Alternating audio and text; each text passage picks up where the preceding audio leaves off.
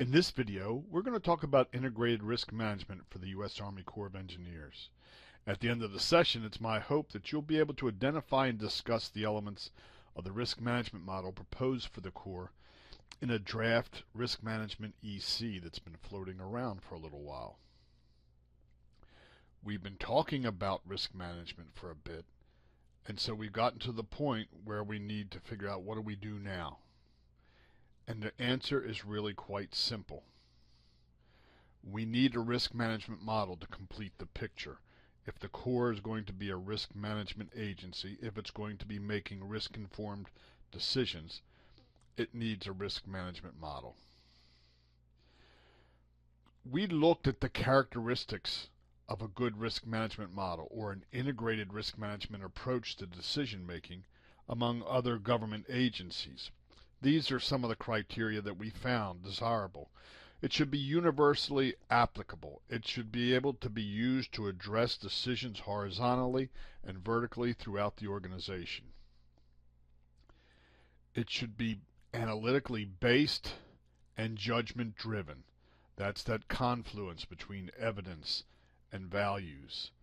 It needs to be simple and flexible so that it can meet the needs of the Corps now and in the future. We need a systematic approach to decisions, and it needs to be scalable so it can work for the big decisions as well as the small decisions. An iterative process is essential. That's the only thing that works when you are gradually reducing the uncertainty that bears on a decision problem. It needs to be a transparent and open process, and of course it should be well documented. We looked at many models and basically zeroed in on the one you're looking at here.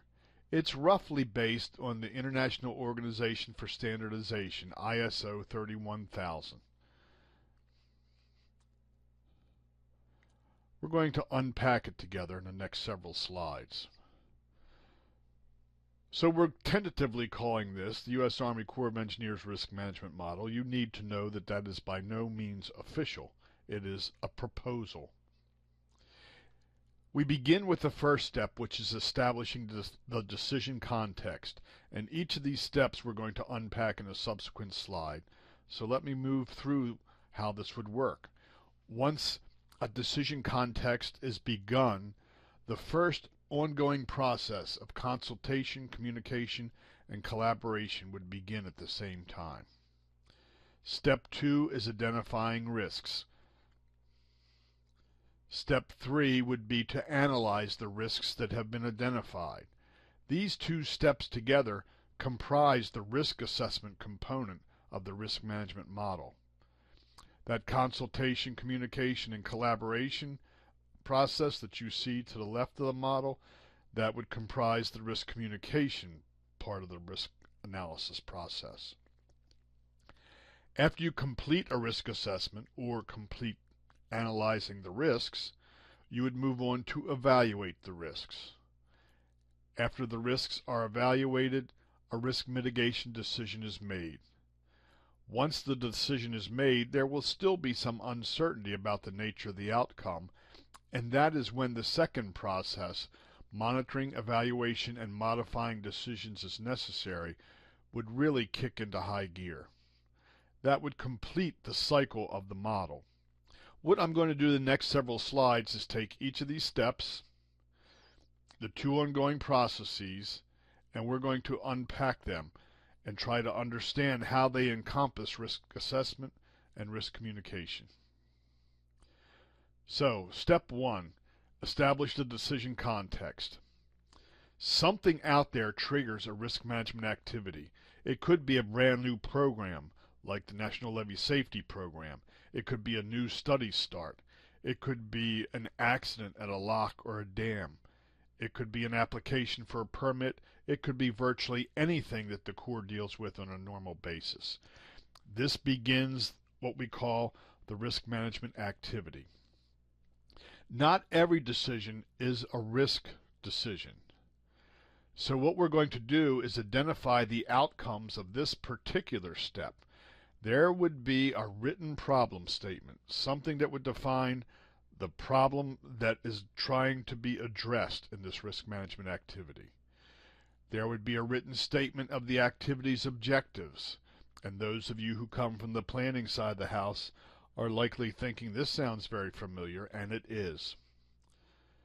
The third item is maybe a little bit different. There would be a written list of the management information questions. At this point, the managers have an idea of what the problem is, what a successful resolution of the problem would look like. So what they do here that's a little different is identify the information that they are going to need to meet the objectives, thereby solving the problems. So in routine activities like flood risk management, everybody knows what those management information questions are. People know what information you're going to need to address this. You know what you're going to need to address a levee in a National Levee Safety Program. But new things come up all the time, like the Glimmerous study of a couple of years ago in Chicago District, and there it was brand new. Risk management activities are often different enough that they're going to require managers to sit down and to say, what kind of information are we going to need to be able to achieve our objectives here? There should be a written list of the decision criteria. How are you going to make a final decision? This is something that we need to know early on because there is a great deal of uncertainty in every decision context. We have to make sure that we begin by gathering the right evidence. Finally, there would be a written list of the key uncertainties. So in the first step, there's a lot of thinking and framing the decision. That's really what's going on here, getting a common view of what the decision is. In step 2, we identify the risks. This is where risk assessment begins. We've been doing this in the class, and this is essentially the same thing, although it goes a good bit further than we did in our class exercises. This would consist of a narrative description of all the risks or the significant uncertainties that are of concern in this particular risk management activity. So this is identifying everything for all stakeholders to this process. You would make a decision whether or not to pursue a full risk assessment at this point. So when you identify risks, you may realize that you have enough experience and enough knowledge of the situation to move straight to decision making. In other cases, you're going to see that the uncertainty is far too large to begin to do that, and that you're going to have to pursue the risk assessment further. So remember, identifying risks is part 1 of the risk assessment. Step 3 is where we analyze the risks that we just identified. This is the bulk of the risk assessment. After you complete this step, the risk management model shifts more toward decision making. But at this point, we are gathering data and doing analysis. So if you remember back in step 1, risk managers have some questions. They need some information in order to address the objectives. This process analyzes the risks, but it also provides written answers to the risk manager's questions. And there would be a keen focus on the relevant uncertainties so that managers are well informed about those things that we don't know that could affect the outcomes of the decisions they're going to make. There would be a risk characterization of each significant risk that's been identified. This would have a focus on relevant uncertainties as well. Risk characterization is language we haven't really addressed yet, but this would essentially mean assessing each of those risks individually. Also in this step, you would formulate alternative risk mitigation strategies. So coming out of this step, you would need descriptions of those strategies. In some events, there will be a formal risk assessment. Now, when I say a formal risk assessment here, I mean something a little bit different. Step 2 and step 3 are risk assessment steps, but every once in a while you need a document called a risk assessment. The Glimmerous study is a good example. They have a document called a risk assessment. In other risk management activities, These risk assessment activities will be threaded throughout the work that's done by the different communities of practice. Step 4 is where you evaluate the risks.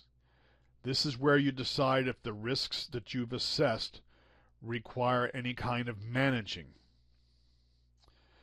So in this step, you would produce an effective summary or some sort of display of the uncertainties that are most relevant to the risk manager's decisions. We have to know that the benefit-cost ratio is somewhere between 0.8 and 1.7, for example. Or we need to know what our cost estimate is, what the range of cost would be. Or we need our other risk metrics, our LSAC and DSAC ratings and all those sorts of things. You would have a display of the varying contributions of the different risk management options that you're considering to the risk management objectives and other social values that are going to be considered in the decision process. So you're going to be using some criteria. Hopefully they were identified back in step 1, but this is an iterative process and sometimes you don't know them till later. So in this step of evaluating the risks, we would be identifying how each risk management option contributes to the decision criteria. The final outcome of this particular step is we would accept a risk that's been assessed, or we would identify a tolerable level of risk that we want to achieve. Step 5 is the risk mitigation step. This is the action-taking decision task. In this step, you select the best risk management option based on that information that we developed in step 4. You would identify a measurable, desired outcome, and that's important because you're going to have to monitor the option's success. The decisions that we make are conditional on the information we had at the time we made them. That means some of our decisions are not going to be the best. We will make mistakes at times because of the uncertainty that remains when we make a decision. So we need a measurable desired outcome that we can monitor and see how well is our risk mitigation working.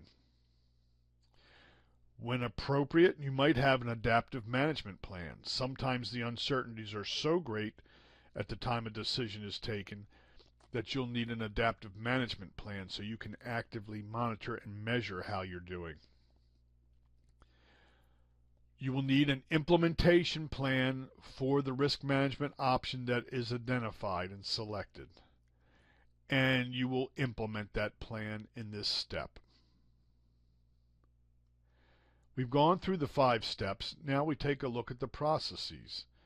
This process of communicating, consulting, and collaborating begins in step 1 and it extends throughout the entire process that we've been describing. This requires you to prepare and execute a communication strategy. That might include a public involvement plan, and that would include provisions for risk communication. There may be other risk management activities like a budgeting process that will be handled entirely within the U.S. Army Corps of Engineers. And in that case, the communication, consultation, and collaboration will all be contained entirely within the Army Corps of Engineers offices. Other risk management activities like a new planning start may have a need for extensive public involvement in risk communication. The second process, monitor, evaluate, and modify, is the ongoing focus on reducing uncertainty. Even as we are pouring concrete, we know that there are things that we don't know. So in this process, you develop a plan for monitoring, reviewing, and modifying the implemented solution. This is why we need that measurable desired outcome.